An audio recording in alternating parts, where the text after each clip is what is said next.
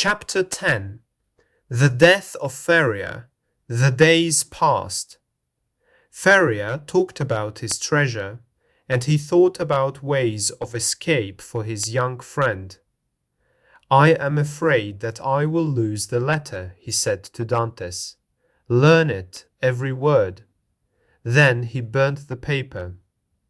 Feria could not use his arm and leg, but his words and thoughts were clear.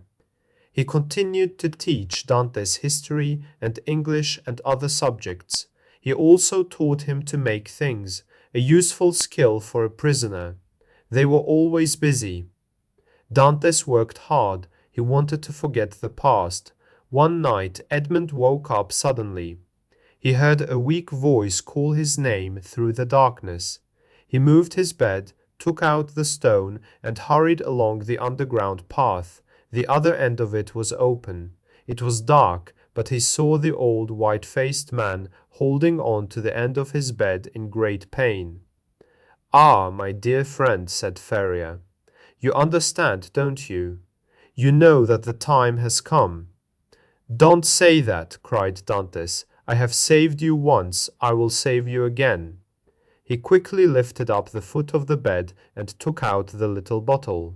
There was still some red liquid in it. "Look," he cried, "there is still some in here. Tell me what to do." "There is no hope," Feria replied, "but you can try to save my life. Do the same thing, but don't wait too long. If I don't get better, pour the rest into my mouth. Now put me on my bed."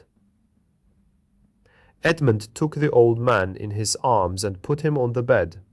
"Dear friend," said Feria, "you are good to me. You bring me great happiness. If you escape, go to Monte Cristo. Take the treasure and enjoy it."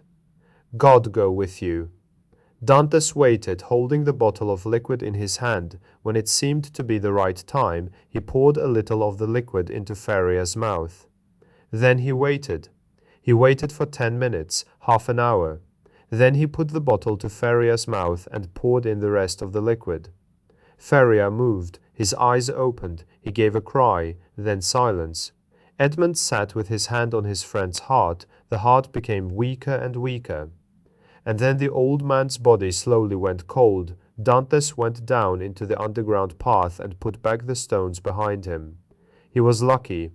A few minutes later the guard arrived. He went first to Dantes' room, then he went to Feria's room with his breakfast and some clothes. "What is happening in my friend's room?" Dantes thought. "I must know." He went down the underground path and heard the guards' cries. Other guards came finally. One of them said, "The old man has gone to look for his treasure. I hope that he has a good journey." "And now we can prepare him for his grave," another man said. "Put him in a simple bag of plain cloth. That is enough for a grave at the Château d'If." Then there was silence. "Perhaps they have gone away," Edmund thought, "but I am not sure, so I can't go inside." After an hour he heard a noise. It was the governor, and there was someone with him. "Yes," said an unknown voice, "Feria is dead." "I am sure that he is," the governor said, "but by the rules of the prison we must check." Dantes heard more footsteps. People went in and out of the room. Then he heard someone pull a large piece of cloth along the floor. There was another sound from the bed when somebody put a heavy weight on it. "In the evening," said the governor, "at about 10 or 11. Shall we stay with the body?" "No, that isn't necessary. Lock the door." The steps went away and the voices disappeared.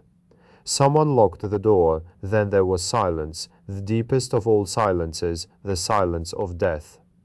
Dantes lifted the stone. He looked carefully round the room. There was nobody there. He went in.